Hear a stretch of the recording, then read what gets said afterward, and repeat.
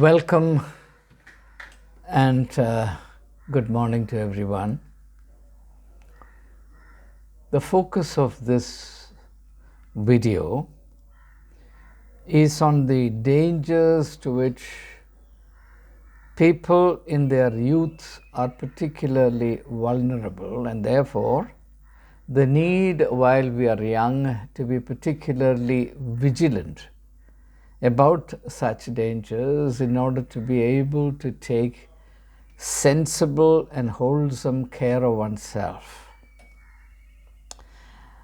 I assume as a starting point that each one of us values our personality above everything else. But at the same time, it's also true that many people fail to take care of themselves, as a result of which they end up wasting themselves. And Jesus alerts us to this universal problem through the parable of the lost son, in which we read that the young man, after having inherited his share of the property and aided and abetted by that, having gone to the far country, he ends up wasting his substance. It's a very significant and noteworthy statement. It's a great alarm. And this is a problem to which young people are particularly vulnerable. You could waste your substance and end up empty, useless, and utterly self-desecrated if you are not careful. And the problem has only become far more acute since the time of Jesus. At the time when Jesus created the parable of the lost son, the extent to which the lures of the external world pulled young people away from the center of their personal integrity and sanity was far less than what they are today. And therefore, we have to take this warning with greater significance and greater earnestness. And these thoughts are meant to provide some idea as to how this may be done. First of all, let's cultivate a more accurate idea of these dangers or the points of vulnerability that young people are beset with. Now, far more than the time of Jesus, young people today are exposed to the world. In fact, an important feature of modern culture and modern times is that that home has lost out to the external world. Even 50 years ago, when I was growing up, one's home had a greater degree of cohesion and a sense of protection. Today, the home remains completely invaded, intruded upon, and the inviolability of the home, and therefore the sense of belonging to in a home, is nearly disappeared. And this is something that holds serious problems and dangers that we need to be particularly aware of. Now, what is the problem? The problem is this: a human being is who he or she is largely on account of what is within himself or herself. Now, to understand this clearly, let me introduce a contrast. The contrast between who one is and what one has. The obsession in our times is with increasing what one has, or increasing the quantity of one's possessions, or the obsession is with having. Whereas the decisive factor is not what one has, but who one is. And if you look at what actually comprises who one is or what one is, it's basically what is internal to yourself. So it's important for us to take great care of what is internal to oneself, or what Jesus calls the treasure that endures, the treasure that the thief will not break in and steal, and the moth will not rust. So Jesus emphasizes the need to make significant investments in enhancing our inner life, so that the balance between us and the rest of the world can be maintained.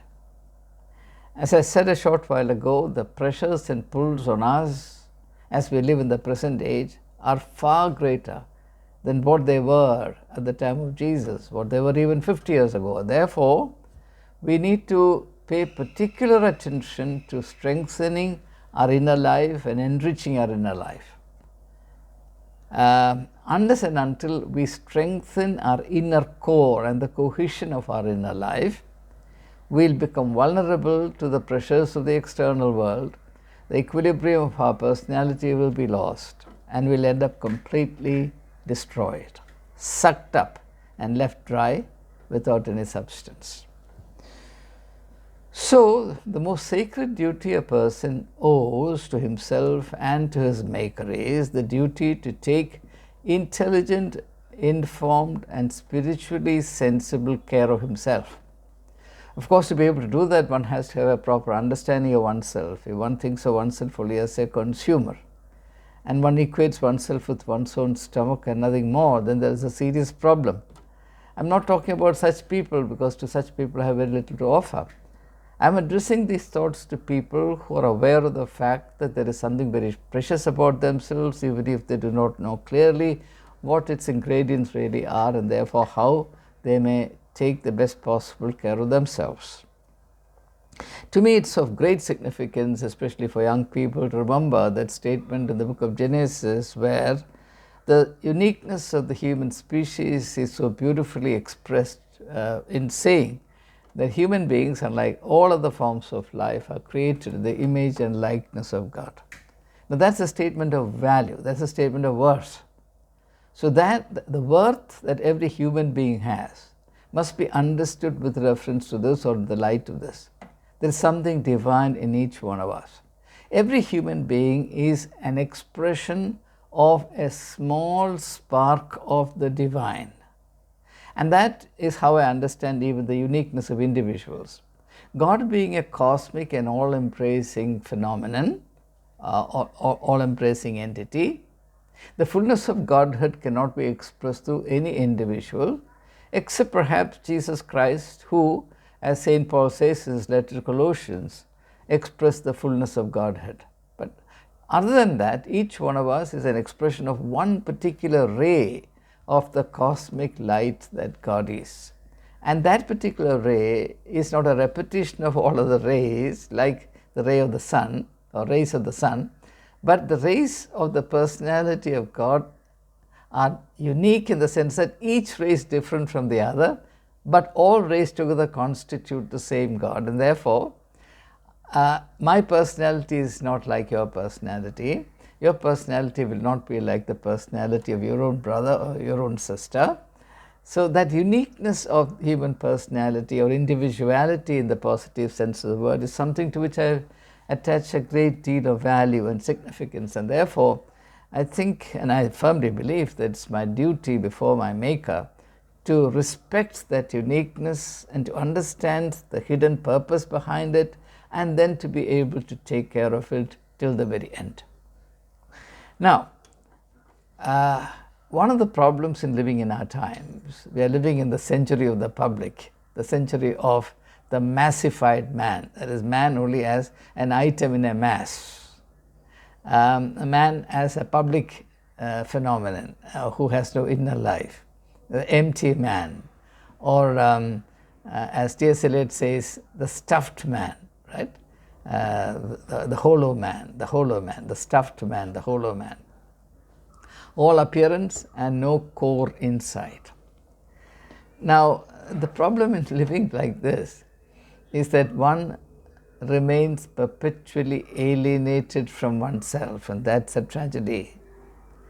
And this is a scary prospect that stares in the face of every young person who refuses to take seriously the biblical insight that each one of us is created in the image and likeness of God, and therefore each one is unique insofar as we are individually unique expressions of various aspects of the divine being, and therefore we have to be accountable to God for the way we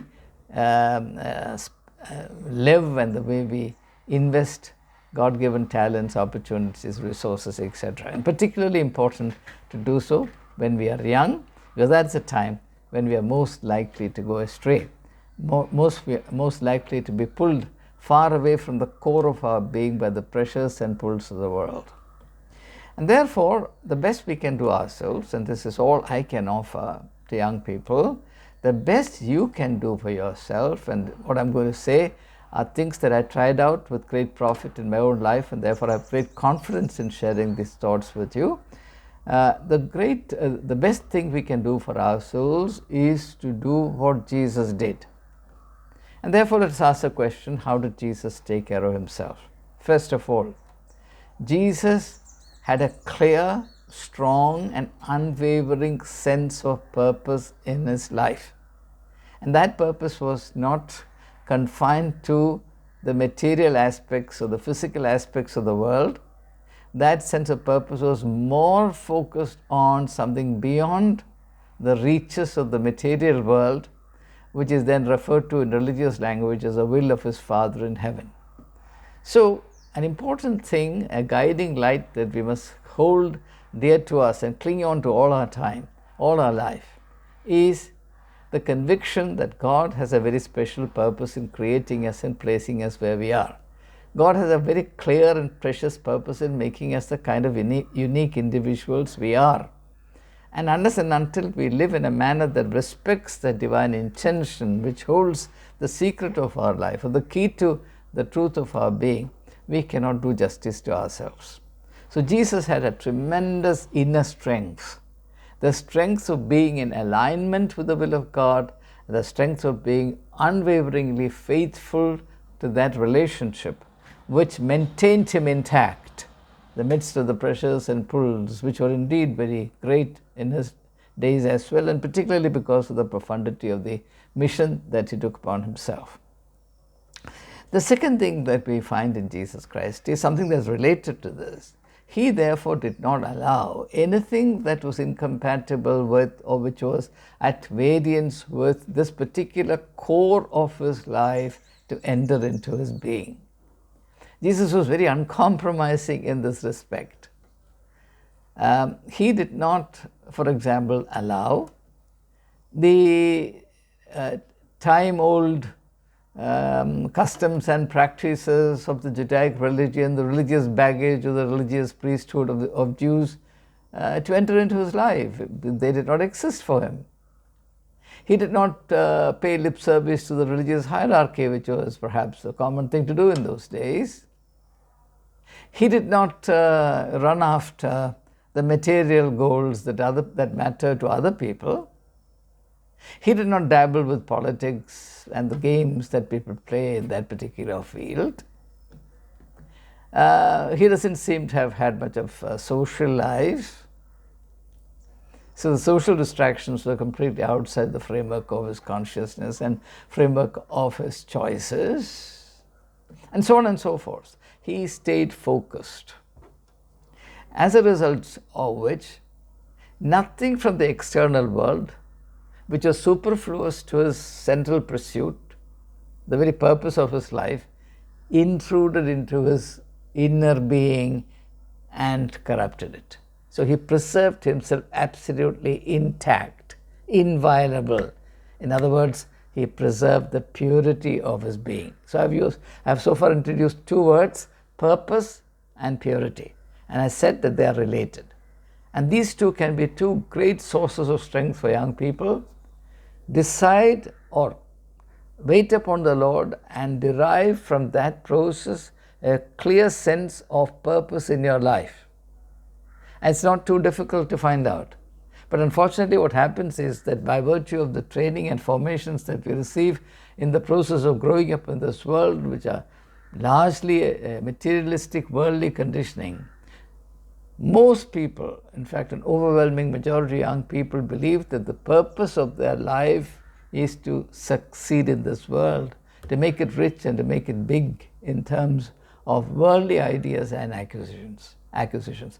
In the process, they get completely cut off from the most central idea, namely that there is a higher purpose that's embedded in the uniqueness of our being. And as a result of this deflection from the divine discipline of life, people end up failing to do justice to themselves, which unfortunately they realize only too late in their life, when it's too late to do anything at all.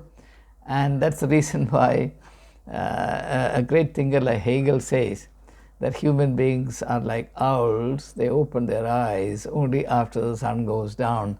That is to say, spiritual wisdom dawns upon us when it is only too late, when we have no energy to act upon them, and the option to act upon them or act accordingly is almost non-existent.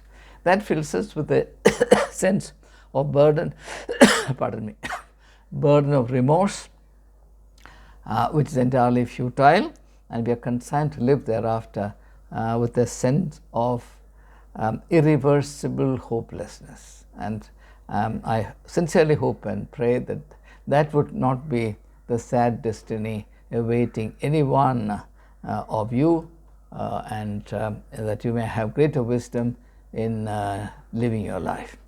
So, purpose, purity.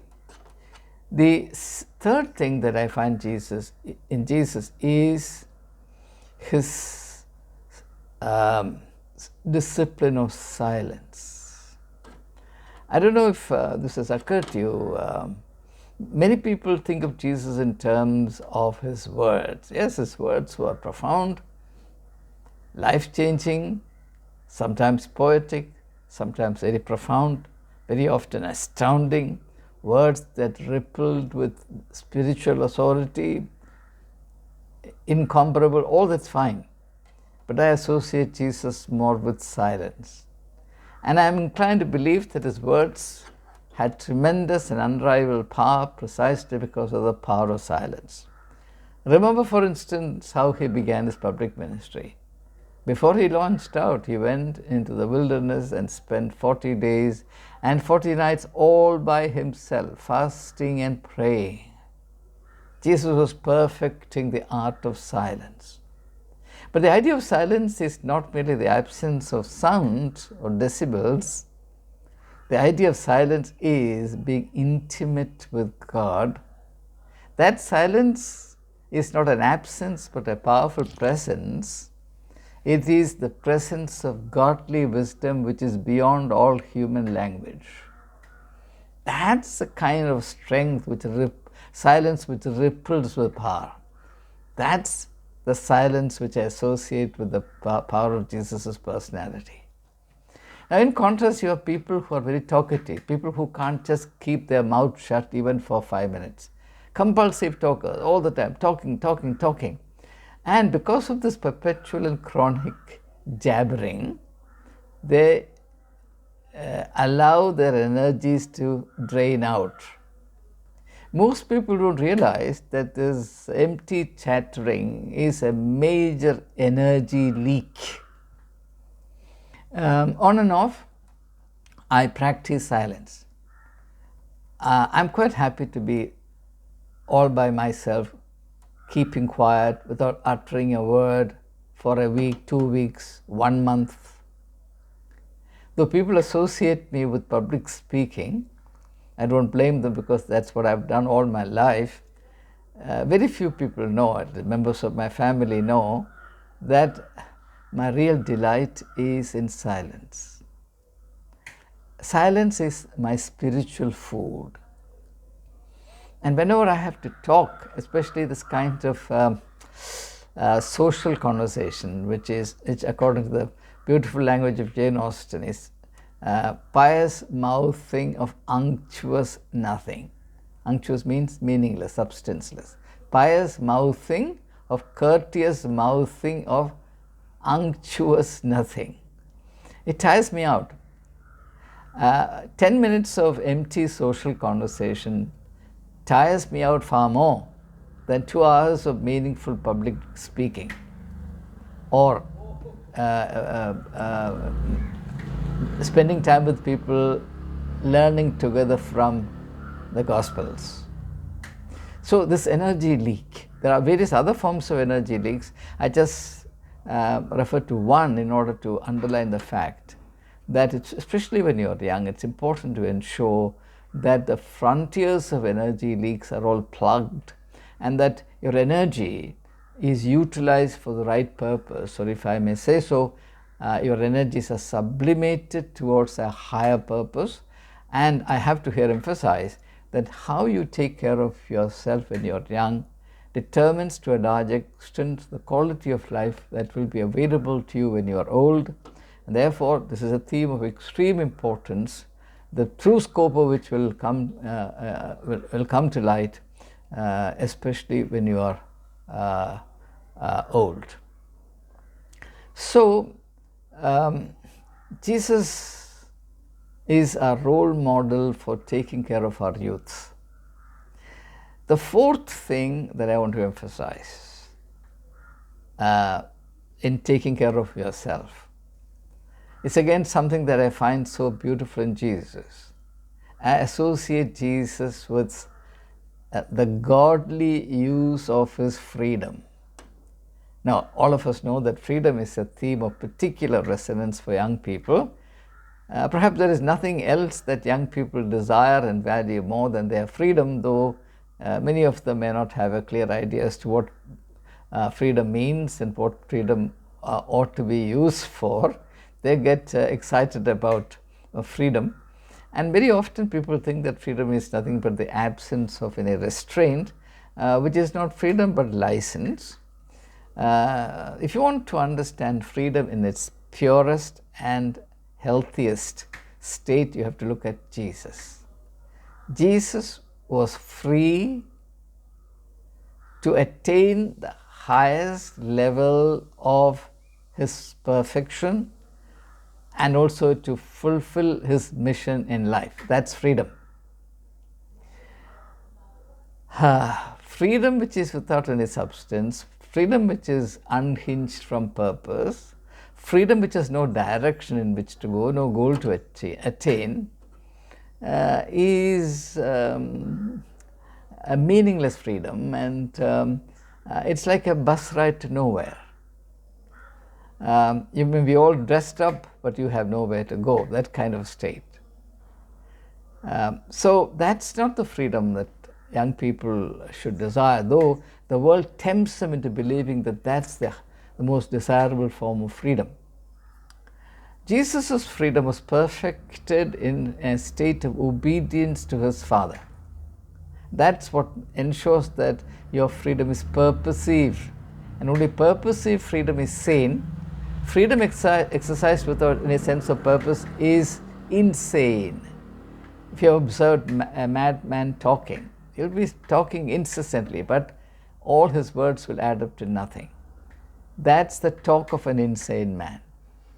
Freedom becomes insane when a lot of things are done without any inhibition, but they add up to nothing. So the exercise of freedom, which leads you deeper and deeper into a substanceless, meaningless, empty, barren life, is only an illusion of freedom. Whereas in the case of Jesus, the more he exercised his freedom, the greater was his beneficial impact on the society, and you can be absolutely certain that your exercise of freedom is healthy and beneficial if that freedom or exercise of your freedom enables you to grow in your personality in such a way that your beneficial impact on those around you, the world around you, becomes all the more effective. And that's what young people should be aiming at. And that's what I've learned from Jesus. And finally, what fascinates me and what fascinated me about Jesus all along is his creativity. A young man at the age of 30, look at the way he thinks, look at the way he talks, look at the way he imagines things. And that creativity presupposes a remarkable degree of independence from the material resources of the world. If you run after the vain shadows of the world, what you have to fritter away is your capacity for creativity and originality. Now, it makes sense that if you imitate every Tom, Dick and Harry, you will certainly lose the capacity to be unique and innovative. capacity for originality, you will only end up being a carbon copy of somebody else, and very often a carbon copy of very mediocre people, because only mediocre people go about trying to convert others to their standard and way of life. Even a slightly enlightened person will recognize and respect your need and duty to be faithful to the unique person that you are. A mediocre person will resent it, and therefore his or her only aim will be to degrade you into a carbon copy of himself or herself. And if you are a young person with a slight element of wisdom, you will avoid such people. So Jesus is distinguished for his luminous capacity for creativity. I can't imagine a young person more creative than him.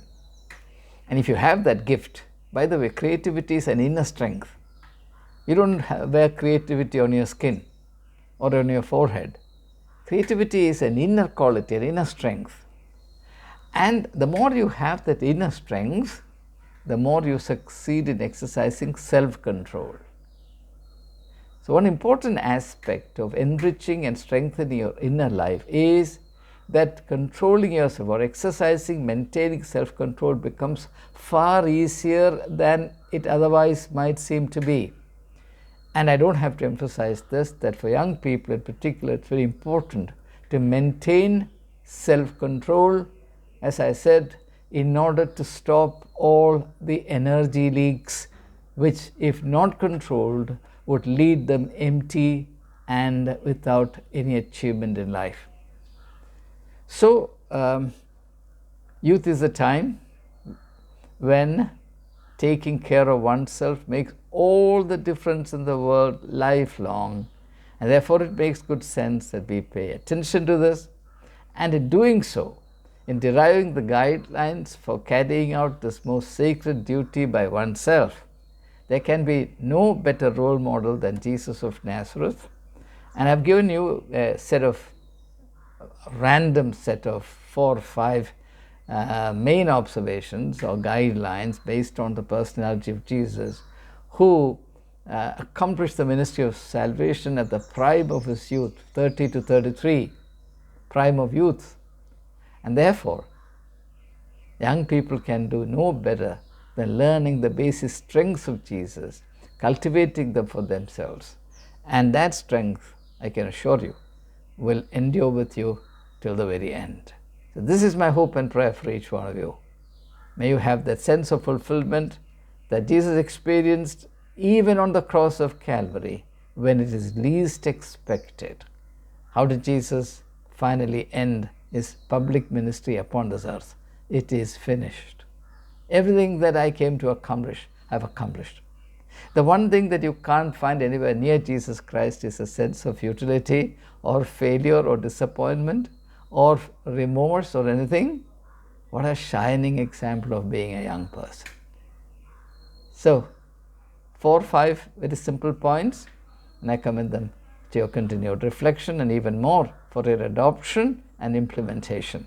May 2024 be a year of making a new beginning, a beginning the goodness of which will illumine your life all the way through, right up to the last breath.